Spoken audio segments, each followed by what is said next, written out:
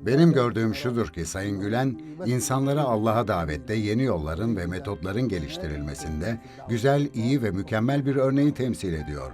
Ona fakih demiyorum. Ondan çok daha fazla hüküm ortaya koyan fakihler olabilir. Fakat ben onu İslam'ı doğru anlamada, İslam davası ve İslami düşünce alanlarında yaşadığı dönem içinde eşsiz bir örnek olarak görüyorum. Hizmet, İslam'ı temsil ediyor çünkü İslam hizmeti doğurdu. İslam, hizmeti doğurdu. Çünkü hizmet, İslam sayesinde insanlığa ve insanoğluna hizmet etme felsefesini öğrendi.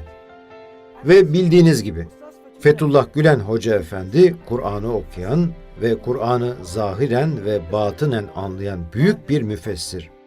Yani hem içini hem de dışını anlıyor.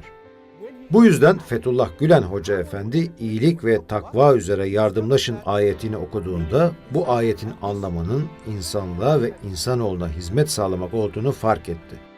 Bu yüzden İslam'dan gelip İslam'a hizmet ediyorlar çünkü İslam hizmeti doğurdu. Bir akademisyen olarak, bir İslam tarihi ve bilimleri tarihçisi olarak, Hizmet Hareketi ve Fethullah Gülen'in hakiki İslamiyeti çok başarılı bir şekilde temsil ettiğini düşünüyorum.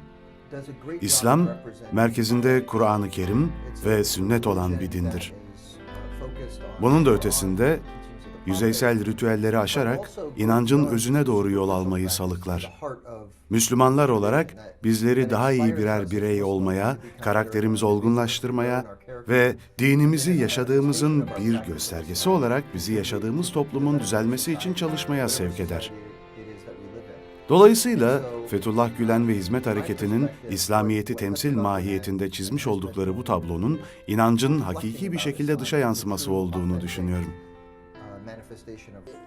Sayın Gülen'in düşünce ve dini bakış açısının günümüz İslam dünyası adına taşıdığı önemden ne kadar bahsetsem yine de hakkını veremem. Çünkü bu düşünce Müslümanlara çağdaş dünyanın bir parçası olan zorluklar ve moderniteyle başa çıkabilmek için hakikatli ve meşru bir köke dayanan bir yöntem sunmaktadır.